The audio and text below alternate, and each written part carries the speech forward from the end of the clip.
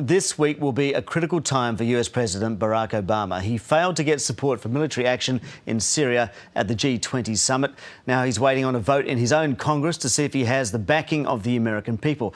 So how big a gamble is Obama's strategy? Joining me now is international relations expert Robert Patman. Thanks for your time this morning. First of all, the G20, how much of a failure was that, and was that expected? I think it was a draw, really. President Obama probably would have liked more support.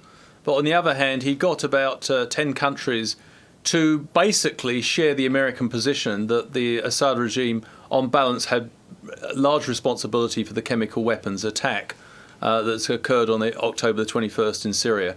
But Mr. Putin, I suppose in a sense, the G20 meeting confirmed the positions of the two major perspectives on what's happened. Mr. Putin's view that the rebels were responsible for the chemical weapons attack remained unshifted, and there was a real divide. There seems to be quite a bit of frustration with the West, from the West, i.e. David Cameron, the UK Prime Minister, with Vladimir Putin, and he's been tweeting about having 2 a.m. meetings and candid conversations with Putin.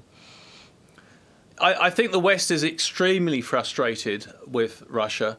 Russia has poured in about $1.5 billion worth of arms and support, as well as military advisors, for Assad during the last 12 to 18 months.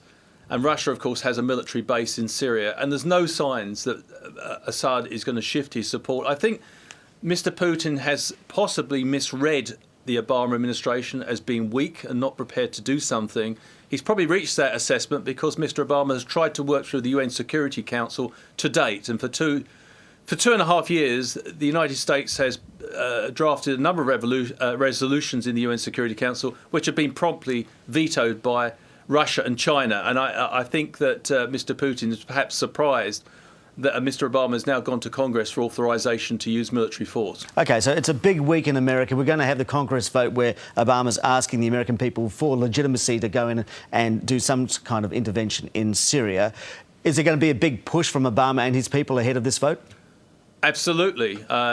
Yesterday, Dennis McDonough, Obama's chief of staff, did a round of media interviews. Mr. Obama himself will be talking to the major networks today, our time, and on Tuesday, American time, Mr. Obama will be giving a prime-time nationwide address in which he will try to influence American people, with the view, of course, to in turn get American people to contact their representatives in the House of Representatives and the Senate.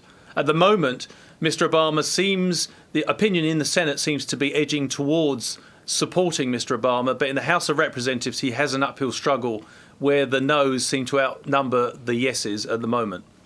OK, and just briefly, he must be quite confident of his evidence because he's having this vote ahead of when the UN inspectors actually went into Syria to look for chemical weapons evidence, actually report back. So he's going ahead of the UN there. Yes, I think Mr. Obama, of course, made this statement that the use of chemical weapons would cross a red line. He said it's an international red line.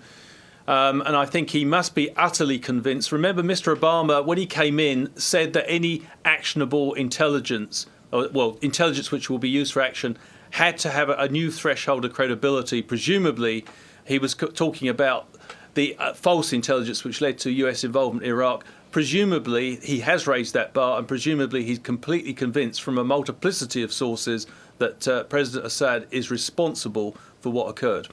Robert Patman, thank you very much for your time this morning. Thank you.